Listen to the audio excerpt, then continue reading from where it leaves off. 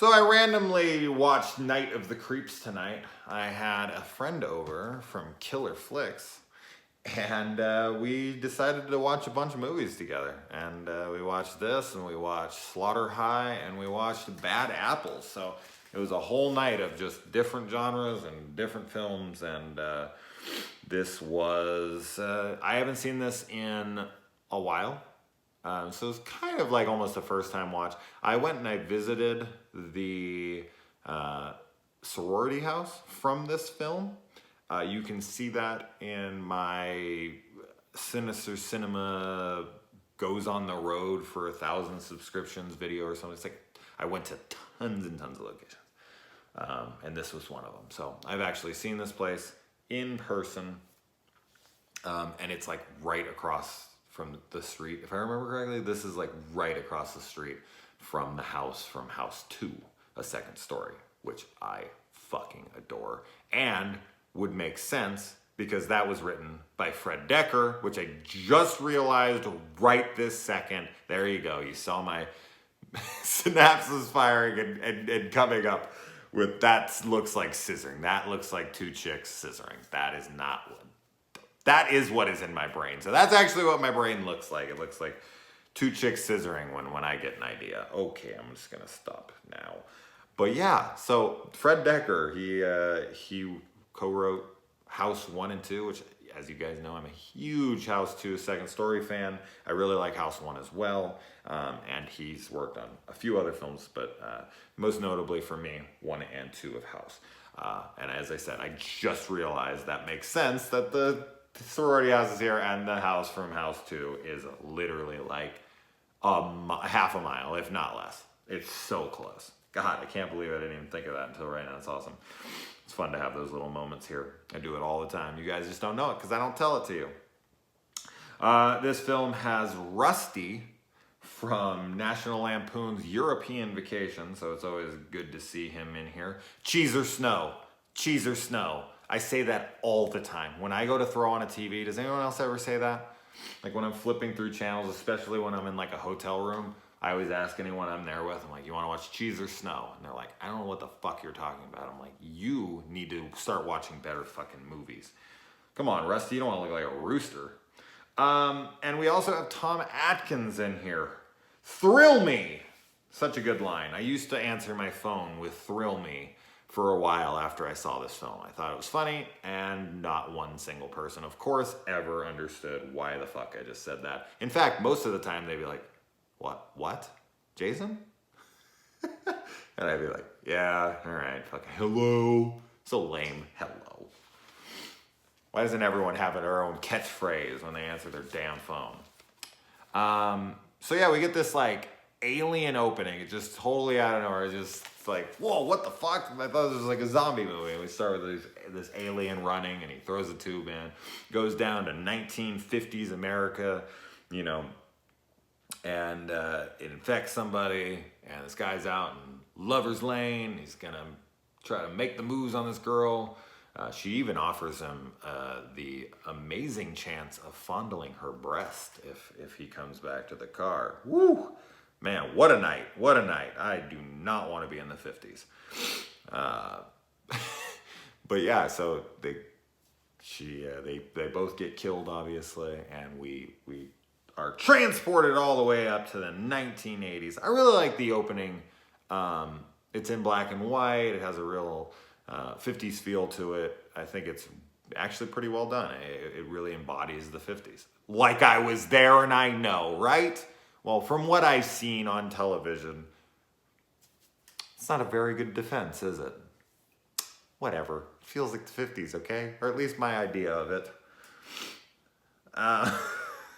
So we got his little crippled buddy here that hangs out with him, Rusty's little crippled buddy here, who reminds me a lot of the Wizard Master or whatever from Nightmare on Elm Street 3, the Dream Warriors. Anybody else feel like he looks like that guy? He is one hell of a wingman for this guy. Rusty is not good with the ladies, and this guy has, cerebral palsy, I think, is what's ailing him. And he is going, and all he's trying to do is get his friend laid by the chick of his dreams. I mean, this kid has no aspirations. If he's that bold, why isn't he out trying to get laid? I don't think his disease or his illness or whatever you want to call that, don't call me an idiot because I don't know what it is. I just don't know, okay? I'm sorry. I'm sorry if I'm so offensive. Okay, I'm not sorry. But yeah, like, I don't think that affects his dick, right? So he could just be going up to this girl. Now, he'd be a dick. He would be a dick if he went up to his friend's dream girl and tried to hit on her after he told her. Unless his friend was like, oh my God, that's my dream girl. Oh wait, no, that's my dream girl. You can't call them all, okay? But if you just got one and it's been for like a long time, don't go after your friend's dream girl. My buddy did that to me in high school. He's a piece of shit, okay? If you're watching, you're a piece of shit. That was fucked up. I use this channel for all sorts of things, man. For, figuring out past traumas of childhood and calling people out who fucking wronged me. Why not? Why not? Jesus Christ, man. What the hell am I talking about? The whole fraternity pledge thing. Fraternity pledging to me, I've seen it in so many films. Like Old School and, tons and tons of films. Doesn't matter. I don't need to list them all. I'm sure you have like 10 off the top of your head. Clearly I only have one, so. But I have seen more, okay? They do it in Animal House? I don't think they do. I don't have a lot of examples. Doesn't matter. I've seen it in a lot of movies. I always sit there and I'm just like, I wouldn't do a fucking thing. No fucking way I'd put up with that shit. No way. No fucking way. I'm sorry. I just don't have that desire to fit in. Like, I get it. You're part of the frat house, and that's where all the hot chicks come in. As long as you're there, you're gonna be able to date rape a bunch of chicks. Sounds enticing, right? Yeah, right. No.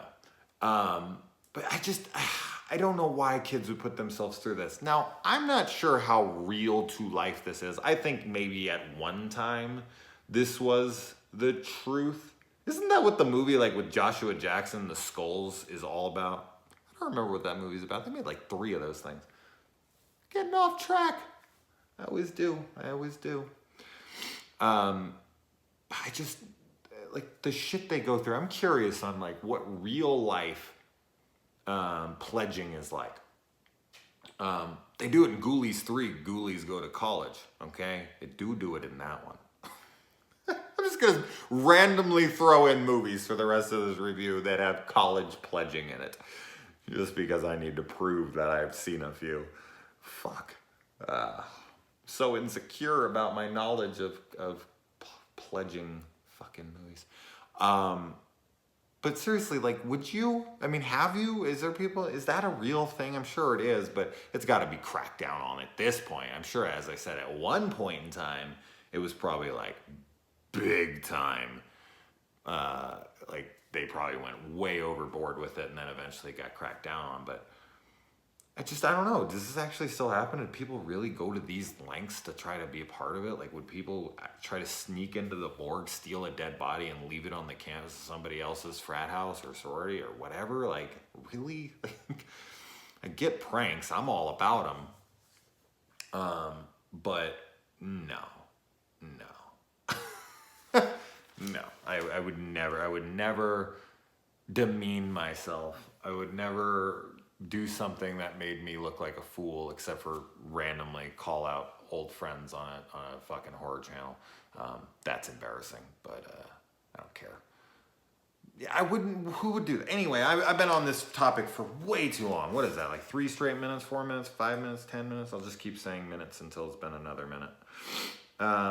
And so they go over and they find the morgue place, and there's this guy who can't remember his code, and he punches it in up till the last number, and the cerebral palsy, is that it? Is that the crippled kid? If that's, whatever. He bumps into the thing, it just so happens to be the right number, coincidentally. It's a movie. And it opens up the door, and there's always these flashing bulbs. Rebecca was pointing that out. I love that shit. It's so silly. It's so stupid. But yeah, all these bulbs are flashing. and there's just this one big red button that's like release or something. It's like, it's not covered by anything. It's not like in a glass case. It's not, you don't have to like have a key to open it or anything. Like this guy that they've kept in this cryogenically frozen chamber that's like tucked into the corner of the room, just has this button that you could accidentally run into, knock your head against, anything could happen to releases. All they do is press that and just the guy like comes out. It's so dumb, but whatever. It's fucking funny.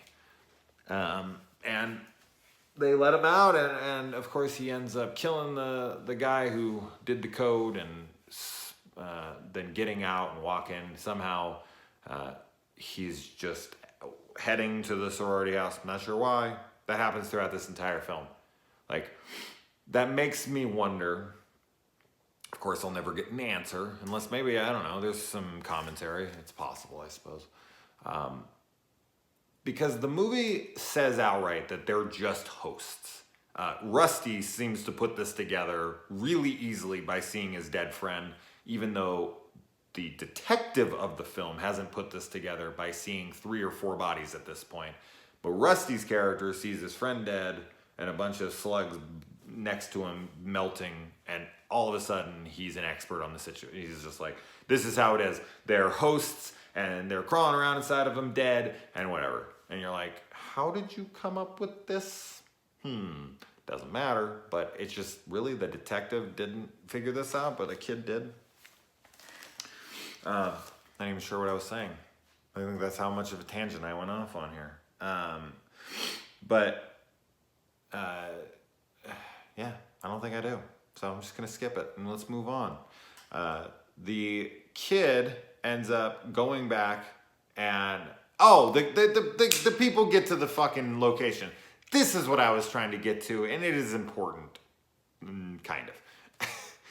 The movie suggests that outright says that they're hosts that have been invaded by these worm creatures. They reside in their brain, and the host is able to still walk around. And obviously the reason for them to walk around is to spread the illness. The incubation of the body takes a little bit, and they have to walk around so that they can spread that to the next people. It's like a plague. It wants to move from host to host and infect more and more and more people. But why then, if they're just dead and they're just random hosts and these leeches inside of them, or the worms, or whatever you want to call them, fucking slugs is what they look like the most, slither action, why then do they specifically all head to the sorority house? Like, that's where those guys were heading. So there has to be some residue, some little bit of something in them that's still heading towards where they were supposed to be heading. Plus the guy that was in the chamber, he also heads to the sorority. So what's drawing them there specifically? Like, is it that hive?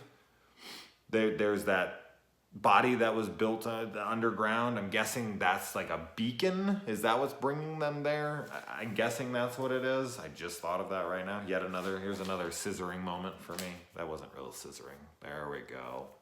Oh my God, I've just lost like fucking every subscriber I ever got. They're like, Jesus Christ, this guy gonna continue to talk about fucking scissoring? Another thing that these movies do that I always find funny is that, like, it's such a convenient, easy thing to do. The girl that the dork guy is trying to get, who's way out of his league, and I feel sorry for the actress sometimes. Like, she has to pretend to like these guys because that's just the way the movie's written. But they always make the dicky boyfriend such an asshole. He's such an easy way to get, he's such an easy character to get out of the way. And to me, it's just much more interesting if she's actually dating a good guy and this guy's after her, and it's just because it's just such a throwaway thing, like, oh, he's a dick and he does something terrible and she overhears it or she sees something or whatever, then they can be like, well, see, she's with a dick, and the fact that she's flirting with this guy and they end up together doesn't make her look like a slut or a bitch or whatever. And it's like, no, that's so convenient, that's so simple, it's so lame to me. Another thing that's lame, yet another cat being thrown at the fucking screen. Although this time they flip it a little, because they throw the cat at the screen, then they do the scene almost identically the same again. The cat comes in and she's thinking, oh, well, it was just the cat again, no big deal. And she looks down and the cat is infected. So this isn't just human only, it can move from any species. And they look down the cat. I love the animatronics and the practical effects makeup and all that stuff in this film. Lots of head explosions, head splitting, you know, little slugs crawling around, all super good stuff, all really awesome. They actually have a scene where the guy's head explodes up close or whatever, and it is animated blood, which I don't think I've ever seen in a movie unless it's like animated blood that goes up onto a title card, like the opening of Peter Jackson's Brain Dead, or Dead Alive if you're in America, which I am, so maybe that's a title I should use, but I prefer Brain Dead. It's a better title. But yeah, the animated blood was so weird to me. I don't think I've ever seen that before.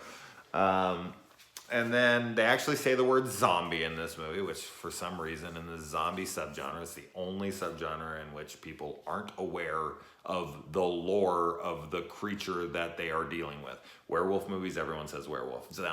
Fucking vampire movies, everybody says vampire. Whatever.